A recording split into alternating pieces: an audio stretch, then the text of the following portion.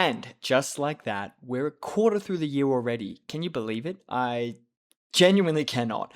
But now that we're a quarter through the year, it gives me the perfect chance to reflect on what the last 3 months have looked like in the world of film. So, today, I'm going to rank my 4 worst movies of the year so far and my 4 best.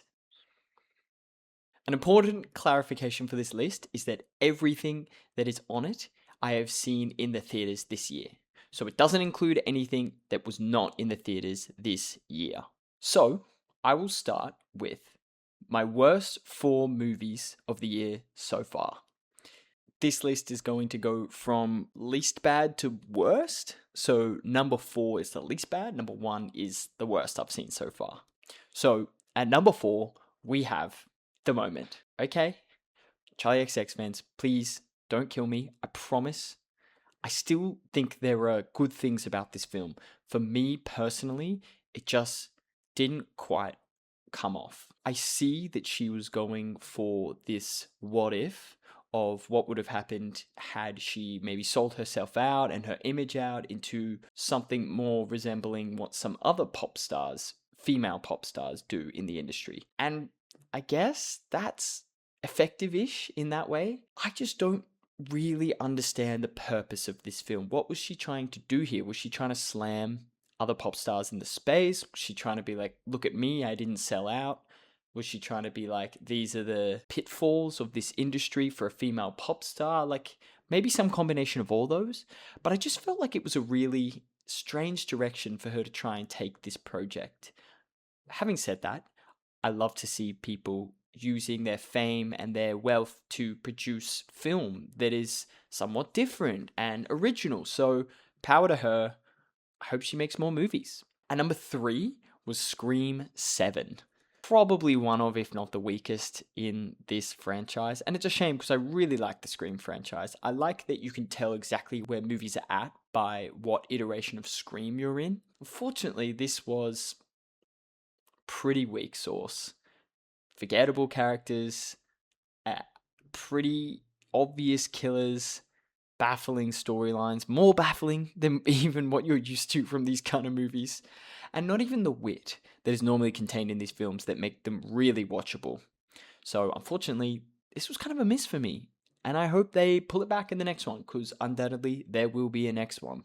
And number 2, The Rip. Matt Damon and Ben Affleck's movie. This was kind of doo-doo. Sorry. I mean, it's fun. It's a very dad movie, I feel like. It's very easy watch. You know what I mean? Like, it's just a drug bust gone wrong film in Miami with maybe a crooked cop, but also pretty signposted who the actual bad guy of the film is. So there's nothing really too special about this, I hate to say. But it's fun, and it's cool to see the boys just doing what they want to do and making the films they want to make. So power to them, I guess, even if this just didn't do much for me. And the number 1 worst movie I've seen this year so far, it's Fackham Hall. Okay, so this isn't the most exciting film ever, and obviously it wasn't made to be an awards contender or anything, but its humor just didn't really work for me.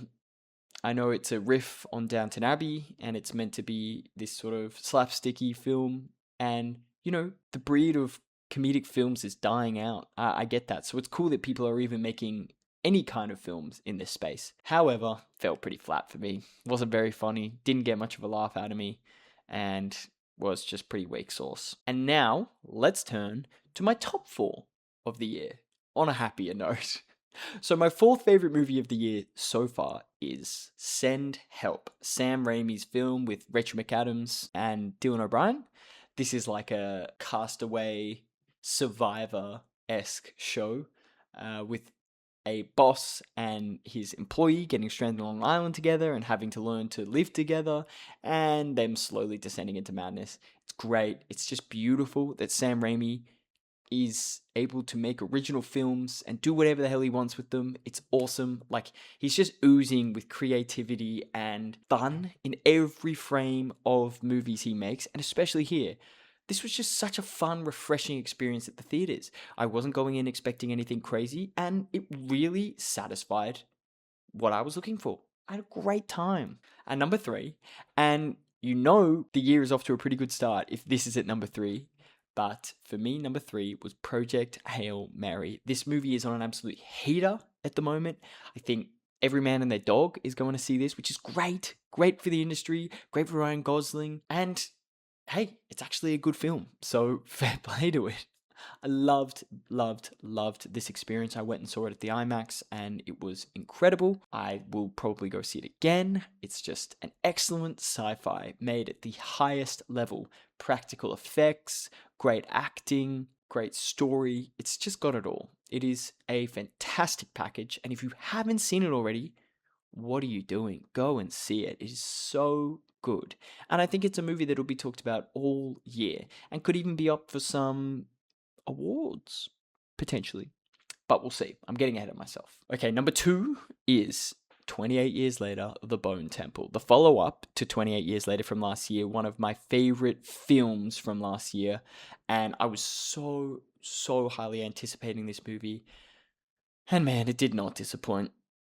Blew me away. Genuinely, this is such a special film to me. It's not the same as 28 Years Later, but I still love it just as much. It is just really meaningful to me. A really beautifully constructed film.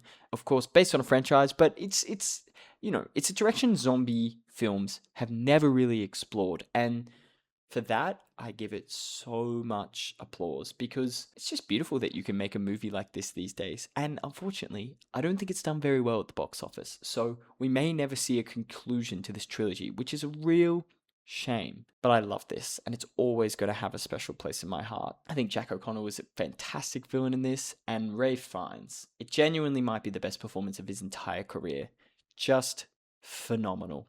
Can't talk highly enough about this movie. There's only one movie I can talk more highly about, and that's my number 1 movie, which is Nirvana, the band, the show, the movie. I know, I'm obsessed with this movie. There's the poster that I got from the screening I went to, packed out theater. It is the best comedy I have seen in the theaters that I can remember. Genuinely, I can't remember laughing as much as I have going to see this movie. I had such an incredible time, and it is still at the theaters, so go see it. Please, I beg of you. You don't have to have seen any of the source material that this thing is based on, but it just blew me away. Genuinely such an incredibly intelligent and funny film. And so many times during the making of this film, I just thought to myself, how did they possibly film this? A beautiful film for Canada, and just I feel so lucky that this film exists and that I got to see it in the theater. So I loved it, and it's very easily my number 1 and my best movie of the year so far. But there's a lot more to come this year. Yes. There is a huge slate of movies coming out in 2026. I have made a video on it, which you should check out, listing my most anticipated movies still to come this year. But let's just say there's so much more to come, and I can't wait to see how this year shapes up. I think the strongest year we had in film in recent memory was 2019, right before COVID. It was an absolutely stellar year in terms of box office and awards films, the 2 pillars of this industry. And I think this year has a chance to unseat that year. Genuinely, look at this slate. It's so exciting. So I will refresh where I'm at with this in another 3 months, which I'm sure will fly by. But until then, go to the movies. Go enjoy these things that I've said. Go enjoy everything else. Honestly, who cares what I think? Go and enjoy what you enjoy. Tell me what your favorite movies of the year so far have been, what your least favorite movies of the year so far have been. And please, if you like this, come join me. Subscribe. Like the video. If you'd like, feel free to follow me at Films with Darcy on Instagram and TikTok. I'm there and I'm posting tons of short form content like news, reviews, and just anything that really interests me in the world of film. So would love to see you there. Thank you so much, and I'll see you soon.